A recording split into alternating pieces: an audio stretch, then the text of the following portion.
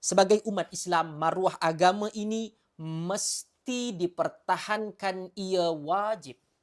Tapi cara mempertahankan agama juga mesti mencerminkan disiplin beragama.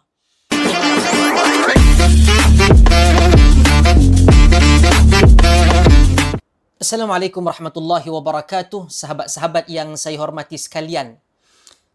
Isu penghinaan terhadap kitab suci Al-Quran termasuk perbuatan memijak atau memperlekehkan kitab suci ini adalah satu perkara yang sangat serius bagi semua daripada kita umat Islam.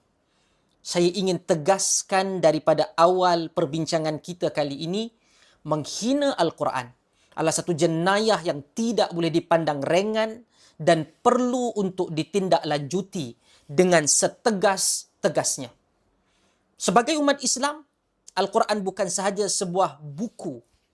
Ia wahyu, petunjuk hidup, sumber iman, kalam Allah dan tertinggi dalam kehidupan seorang mukmin. Maka sesiapa sahaja yang sengaja menghina atau memijak Al-Quran, perbuatannya adalah satu penghinaan terhadap agama dan sensitiviti jutaan bilion umat Islam. Namun, pada masa yang sama, ketegasan ataupun marah kita itu perlu untuk diuruskan dengan bijaksana. Marah itu penting, marah itu bukan dilarang kerana apa yang berlaku itu sangat-sangat berat.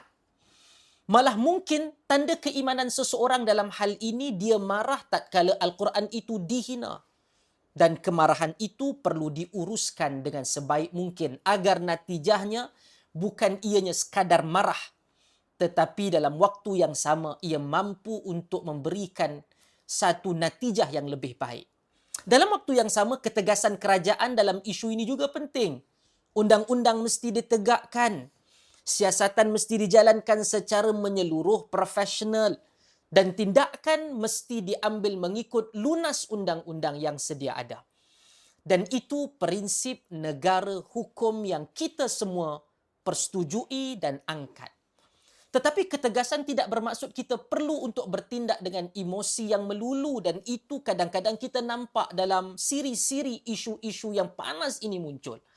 Ketegasan bukan bermaksud kita ingin membakar keadaan, membakar negara ini. Dan hari ini 3 Mac 2026, tertuduh dalam kes yang berlaku di Pahang, di Kuantan, telah dibawa ke Mahkamah Session Kuantan untuk pendakwaan. Peguam negara telah memutuskan dalam kenyataan akhbar mereka untuk melakukan pendakwaan kepada orang yang disiasat, ODYS, dengan beberapa fasal. Dan saya kongsikan supaya